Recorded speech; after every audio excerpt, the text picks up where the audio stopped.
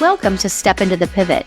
We're your hosts. I'm Teresa Conti. And I'm Ivana Polonio. We talk with people just like you. We have honest conversations about current issues that women and men face and how we pivot to address them in our lives.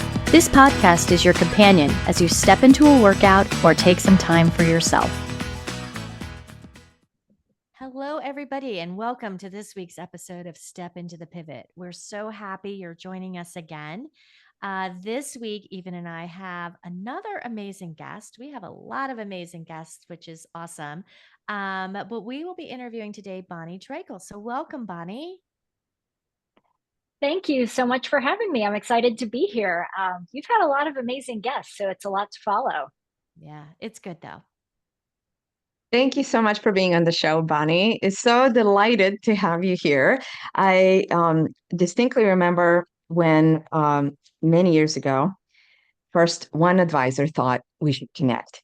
Then another advisor thought we should connect. Then I bumped into you on the streets of Portland when you were having, coffee, lunch with one of our dearest friends. And there it was. She was saying, "Oh, you two should connect." And I was wondering what it was about, why were folks really thinking that we should connect? What is it that they were, thinking we would be able to really relate to one another about? And there's some obvious things in terms of, perhaps we're similar height, we've got long hair, but I don't think those were maybe the characteristics. We do have the same backpack. I bought the same backpack as the one that you carry around industry events because it was so both, elegant and fashionable, but practical too. And I think there's maybe what's hiding the connection, this ability to carry a lot with even grace, manage a lot bravely, and show up in some environments where maybe you wouldn't quite expect us. You wouldn't quite expect our our presence. So I remember some of the first calls and conversations we had. It was about the 401k industry and how we're both passionate about changing it, meaning opening the hearts of its disposition. And one of the formal first conversations we ever had was about courageous leadership. You were an amazing panelist on a talk that we did together. And I just, with every sentence that you shared, I just had more and more admiration for, who you are, how you operate, what you do, and how you show up authentically in the retirement plan industry. But here we want to hear more about your human, the humanity of all of it and how you humanize business. So let's jump into the conversation about some of the major pivots you've had, well, over especially this in these last few years since the pandemic, during the pandemic, since the pandemic. Tell us about a key pivot you want to highlight for our listeners today.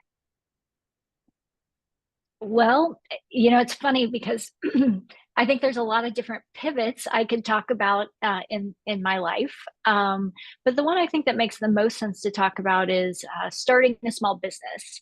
And that business is Endeavor Retirement, which will soon be, almost 3.5 years old. And so I have Endeavor Retirement, which is a consultancy, and then I have a kind of sister law firm called Endeavor Law, which is a little over a year old. And what's interesting about it is when I think about it, I never thought I would be 100% owner of a small business that would be over 3 years old. Like, growing up, that was not what I thought, like, hey, this is what I'm going to grow up and do. And I think many of us who are probably listening have some connection to the retirement plan industry, I'm guessing. And I always love asking that question of folks, like, how did you get into retirement plans? And no one's like, when I was 10, I was like born to be in retirement plans. And I always love folks' story about how they got into retirement. But mine is like not only retirement, but how did I end up as this, small business owner entrepreneur? And I think that's the pivot that probably makes the most sense to share is, I worked at an RIA in the Pacific Northwest, really enjoyed it, really looked up to the owner of that firm, Eric Daly, learned a lot. And from there started an RIA. And I had this big vision of this RIA I was going to start with 5 other people. And we were going to have this RIA and the CPA firm and this consultancy. And it was going to really be this like regional little mini aggregator that was going to really service small businesses. And it was awesome. I was newly divorced, moved back to Portland. And oh my gosh, great news. We had this big splash of a launch party, February of 2020, dot, dot, Mhm. dot. So like you can tell where this story is going. Like, it was a really good opportunity. But I think in the end, if you fast forward about 18 months, one, global pandemic, not expected. And two, I would just describe it as really, really great people with great skill sets and way too many cooks in the kitchen. And so that really forced me into making a pivot that I never would have expected. So again, I pivoted, and this would be my big pivot into starting this small business. I had one client. Um, some people like start and they've got this master business plan. I had no master business plan.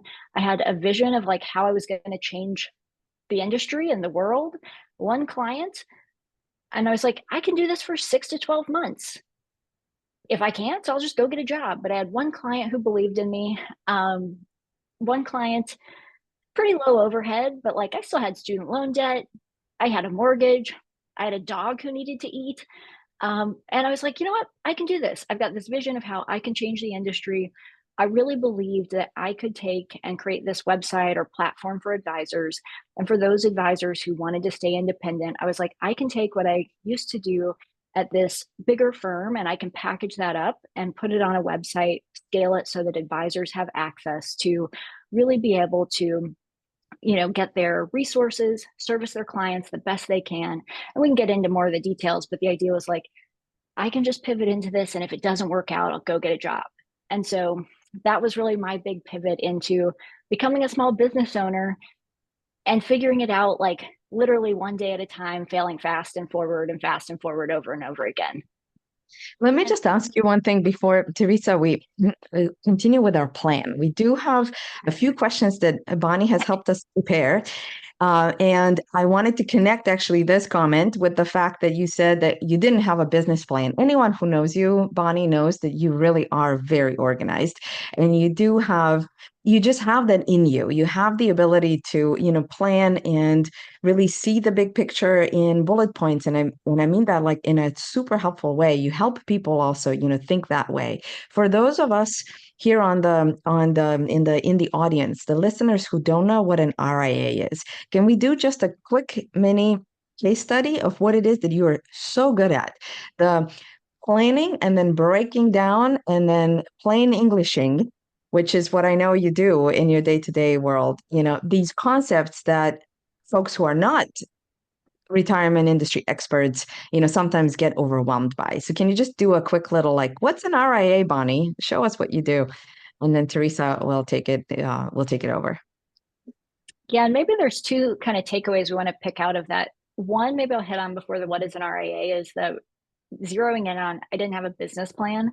I actually commented to someone at a Whip-In event in Boston a couple weeks ago on the same point of like, I think business plans can be important, but one of the things I fear for some folks is that they have this idea in their head that I have to have a business plan before I can like make the jump or make the pivot. And I think having a vision is critically important, knowing what your vision is, but letting the perfect business plan stand in the way of getting started is what I fear for some. It's like, don't do that. Like, and I think we can come back to this later, but it's like, get your bullet points down. You don't have to have the 40-page perfect business plan to make it happen. And I think I, Teresa's got something to say well, about that. yeah, I was going to say, because I was a small business owner for 25 years, and you're exactly right. Having a business plan is great, but there are sometimes some things about having that business plan. And I think you're right. I think the vision is way more important of what you want to do and what you want to help. The thing I would caution you and other small business owners is sometimes you have to walk away from the client, even though that's hard to do, especially when you're first starting your business, right? Um, sometimes you know they're not the right fit, and you know that those always blow up. I think, Bonnie, you and I have talked about this. So, I just wanted to kind of interject there and, kind of say that. Yeah, what is it? Teresa, strategy starts with no. And so it's like knowing which times to say no. And that can be hard to even we're coming back to your question, and I promise to stay on track, but it is like that. Probably another like lesson learned for me is like, number one, you don't have to have the perfect business plan, but number two, it is like knowing that like tipping point of like in the beginning you might take everything because you have to have revenue, but then knowing when to like flip that switch and know that like you don't have to take everything anymore. And if you don't start to say no, you actually like you'll just run yourself to death, and that's not okay either. So even circling back to the vision that I had is this idea for those who are outside of the space. You could apply this to anything. I had been in-house at this firm, an RIA, registered investment advisory firm, where larger regional firm. And so the idea was like, if you didn't have an in-house me, how can you take the in-house me who's doing like the legal work and producing all of these, like, I'm going to call them governance things, so the things that you use to both service clients but also to sell for clients. A lot of more smaller firms, maybe not as many folks on staff, wouldn't have that access to produce those same things. So I thought, hey, there could be this opportunity to take a me and then basically cost share so that other smaller firms have access to those same resources. So if you have the firm that's, 3, 4, 5 folks, not 20 folks, they could all access and cost share essentially in more of a one-to-many scalable format through a website. And then I can offer kind of like consulting on top of that. But again, you're taking that, this was in the investment advisory context, doing it that way, but you could do that with a lot of different businesses, right? And you're seeing that more and more in a lot of industries. You see that in like teaching, you see that in other things. It's like, take this knowledge base, package it up, and sell it in different formats. Yeah. No, I think that's totally true. So let's talk a little about, that mission, that vision that you had, right? Um, as a small business owner, are you able to stick to that? Right. Like I know what my answer would be, and I'm guessing what yours will be, but I'd love to hear from your standpoint, right? How you figure out what that looks like. And I'm sure from the time you started 3.5 years ago to today, that has even changed now. Yeah, so spot on. I've got the vision, and the website has soft launched twice now. We are on our third kind of iteration of like the actual website itself, and really just now starting to actually like sell the memberships. Um, figuring out who the right web designer is, what the right balance is in terms of how much to spend on design versus functionality, like all of those things, they cost money, and it's all self-funded. So the business, to be able to self-fund, one of the things I did, pivot within a pivot here, is like I started taking consulting projects to be able to self-fund the website, which is great. But then to your point of like kind of, knowing when to say no and that sort of thing, the path goes a little bit like that, right? So the website's always at the center of the concept, but with other things along the way, be that, speaking or that sort of thing. And part of that is the brand building that then will eventually get people to utilize the website, but it's not a linear path by any means. Well, and as a small business owner, I think I would say to anybody listening to this is that it's not going to be a straight path.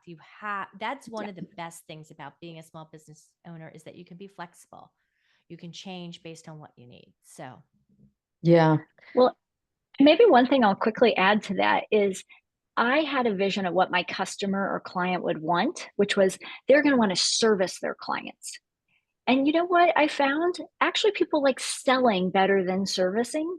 So a lot of the same things I repositioned as you can also use these for sales or prospecting. People like that a lot better. And it's Mm. still the same website with the same underlying things. So I guess that's the listen to what your client needs, listen to what your end consumer needs. And that might cause some of your pivots too. Yeah, I can so relate from courageous being standpoint. A lot of the things you talked about, I think about and consider on a daily basis. And one thing that was really helpful with this whole sales and service conversation was when you interviewed me and Jessica Fox, and Jessica gave both of us this wonderful example of essentially she was saying like, chuck any, stress around what is this? Is it selling or is it servicing? And she gave us the example of selling shoes when she was, before becoming a retirement industry professional, she had a gig selling shoes, and she said that she noticed the trend that people were buying the shoes, having conversations with her that were the ones that she absolutely loved, the ones she thought were pretty and useful and comfortable, and she was just pointing them out basically from a service standpoint, like, oh my goodness, this is the shoe that I adore. Those were the ones I believe, said were flying off the shelf. So one thing that I noticed in that, experience that she was describing is how she was just so full of energy and passion and kind of detached from outcome also. So she had the mission and to sell as many shoes as possible, right? But there was both this like she was fueled up and committed, but also kind of positively detached. So, how do you stay committed to your mission, to your vision in this whole space between, selling, servicing, with love? I would say there's probably three primary things. The first is in July of 2021, after I started the company, I got, and I think, even I probably got some of this idea from you in the sense that like I got a beautiful note card out, beautiful piece of stationery. And on the front and the back, I basically wrote the like, the what, the why, and the how. And to the point of the whole, episode here, there's pivots along the way in the like the how does it execute, right? Like now we're thinking about how we use AI for the help desk, right? Like it's an Arista help desk, but like how do we incorporate AI so that we can more efficiently answer these things and feed the engine? That's obviously AI was not on the note card in July of 21. It was about having a help desk, right? And real-time answers. So that changes. But the like, what are we trying to do? Like the core mission on the note card is like make this more affordable for more advisors to have access so that they can help plan sponsors so that all socioeconomic and all the backgrounds can one become financial advisors and two create more savings for Americans. Like that's at the top of the note card. That's written down. It's on like my vanity every day when I'm getting dressed. Like the note card is sitting there. And every time we do a company meeting, that note card is like on a slide at the very beginning so that everyone in the organization knows this is what we're trying to do. So it's like that's front and center. I think the second thing is like not making like depersonalizing it in the sense that like when we're trying to do this like not taking it too personal when I'm getting feedback, right? So if someone doesn't like something on the website, I'm not taking it so personal, but I'm able to take in that feedback, incorporate it like, oh, I think people should want to really service their clients well, but if they really want to just use this for sales stuff, that's okay. That's not personal to me. I just need to like take in that feedback, adjust my marketing a little bit, and like keep moving, right? Like, so I think that's helpful as well. The other thing, like to be able to stay committed to like the mission is just like surrounding myself with the right people who help me stay committed to like that mission and vision. So like, I have a business coach who like has been with me since like 6 months in. She'll ask when I'm like going off on some tangent about some other thing I want to do, is this keeping you committed to that vision? Like, how does this further the website sales? And I'm like, oh, that has nothing to do with it. Oh, okay. Like, rein it back in. So I think those three things probably help me the most. And like friends and family and other colleagues, like just surrounding myself with the right people. Yeah, I love that. It is surrounding yourself with right people. It is keeping that vision in mind. I love that you're using that word vision because I used to say it all the time, like, that is my job to be the visionary. And I think that that is really your job. When you're talking about Endeavor Retirement and Endeavor Law, it is your job to be the visionary. This was your baby. This was, that is what's really, really important. And that's what's going to kind of keep you moving. So that brings us to our last question, which is how was this pivot a step forward? And I'd love for you to talk about the biggest growth opportunity that you have from building Endeavor. There's so many, but I think the biggest one is probably like for other people listening, I would say like it's be authentic and like figure out what your secret sauce is. Like for me, it has been like um, I heard a speaker actually recently who talked about like empathy is actually the biggest driver of success.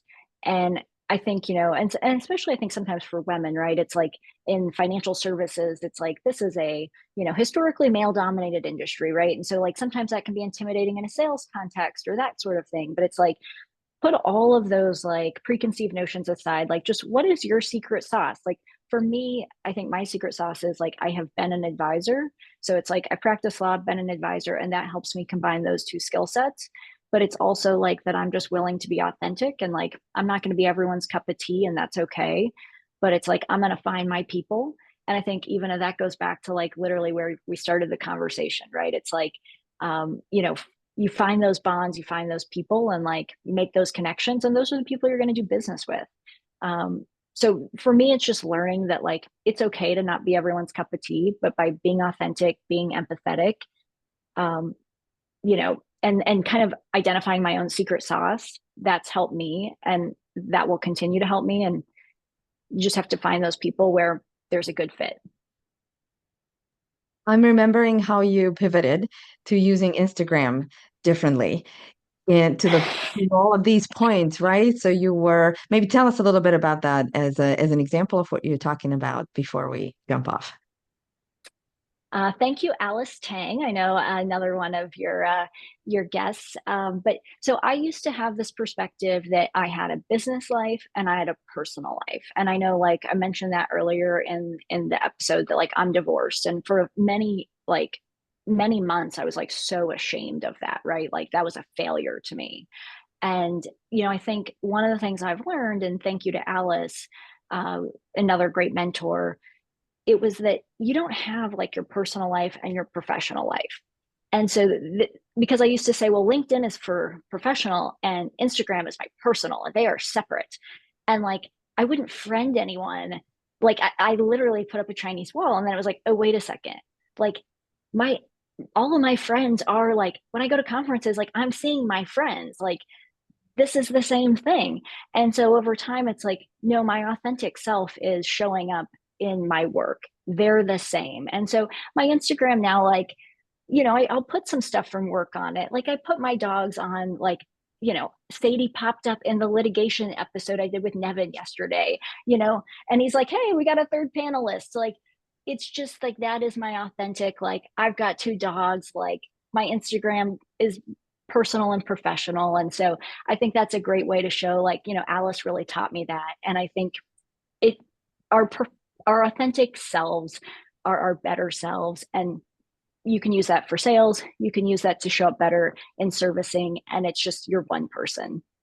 I think we could do a whole episode on authenticity, because that Yeah. is absolutely true. And authenticity, right, is who you are and what people say about you when you're not in the room. And, and that encompasses our work life and our personal life in so many ways. And I'm sure even is just dying to say something, but I'm gonna let her talk in a second. But Bonnie, thank you so much for being here today. We are almost out of time, so I want to just make sure we're aware of that.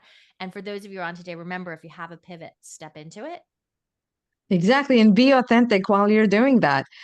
I so appreciate both of you. Thank you, Bonnie, for being here with us. And we'll catch everybody on the next episode of Step into the Pivot.